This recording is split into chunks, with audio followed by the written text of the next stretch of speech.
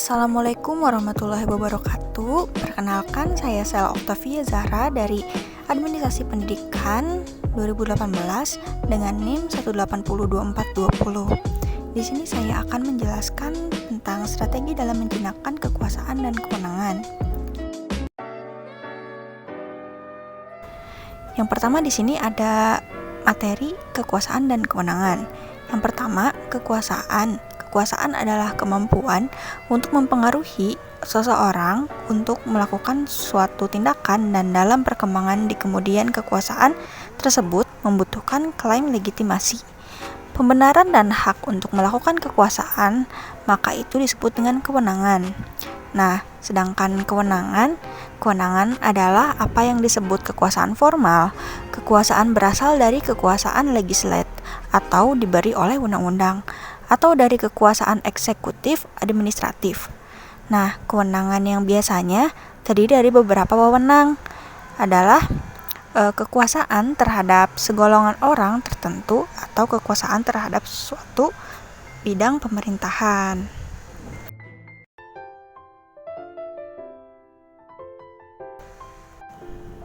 Selanjutnya di sini ada poin-poin dalam strategi menjinakkan kekuasaan dan kewenangan. Yang pertama, ini ada bentuk perilaku dalam merespon bentuk kekuasaan dan kewenangan yang dimiliki oleh orang lain. Nah, dan yang kedua di sini ada karakteristik individu dilihat dari kekuatannya dalam kekuasaan dan kewenangan yang dimilikinya. Nah, selanjutnya ini yang poin 1, yaitu bentuk perilaku dalam merespon bentuk kekuasaan dan kewenangan yang dimiliki oleh orang lain. Yang pertama, hindari untuk menjadi serakah. Nah, orang yang serakah memiliki kecenderungan lemah terhadap kontrol diri dan lingkungan sekitarnya, sehingga ambillah apa yang diperlukan saja dan dapat dimanfaatkan dengan tepat dalam kekuasaan. Karena kan sesuatu yang berlebihan atau serakah itu tidak baik. Nah, yang kedua di sini ada semua hubungan kekuasaan berubah sepanjang waktu. Nah, ini memperkirakan keseimbangan hubungan kekuasaan secara bertahap dan disusun sesuai dengan taksiran tersebut. Kekuasaan jangan dianggap sebagai sesuatu yang abadi dalam diri manusia, karena anggapan kepribadian menyebabkan orang kurang waspada terhadap keluarga, teman, anggota, pendukung, lawan, pemberontak, dan orang lain yang tidak mengerti, tapi yang paling banyak. Dalam artian lain, pasti dalam hubungan kekuasaan bisa saja adanya konflik yang muncul dari segala aspek itu yang dapat merubah hubungan kekuasaan. Contohnya, pemimpin yang hanya mengejar ambisi untuk berkuasa tidak akan merasa puas dengan segala yang didapat, sehingga cepat atau lambat pemimpin seperti itu akan ditinggalkan oleh para konstituennya.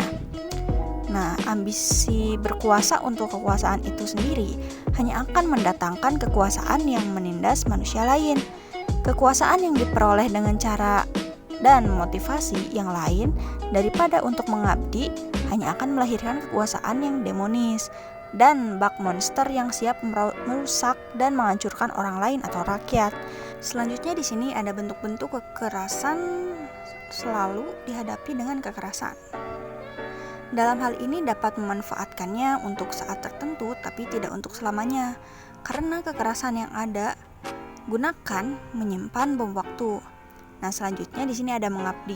Mengabdi itu merupakan upaya yang paling kecil untuk mendapatkan kekuasaan.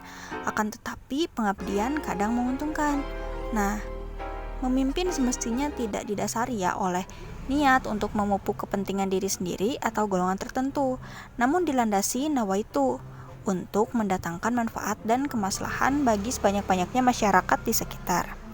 Nah, lebih dari sekedar urusan memegang kendali, mengabdi juga merupakan memberikan sumbangsi, yakni sumbangsi kepada masyarakat, negara, dan bangsanya. Dan poin yang terakhir yaitu Anda dapat memiliki kebebasan dalam membuat penilaian dan mempertahankannya. Selanjutnya di sini ada poin 2, yaitu karakteristik individu dilihat dari kekuatannya dalam kekuasaan dan kewenangan yang dimiliki. Nah, yang pertama di sini waspadalah pada orang-orang yang menurut perkiraan semata mereka tidak berdaya. Padahal kan lebih berbahaya dari yang berkuasa. Kadang pihak yang tampaknya lemah adalah sesungguhnya yang memegang kendali. Terus di sini ada yang kedua, untuk mempermudah usaha, mana di antaranya mereka yang dimiliki basis kekuasaan sempit karena merekalah yang lebih mudah diserang.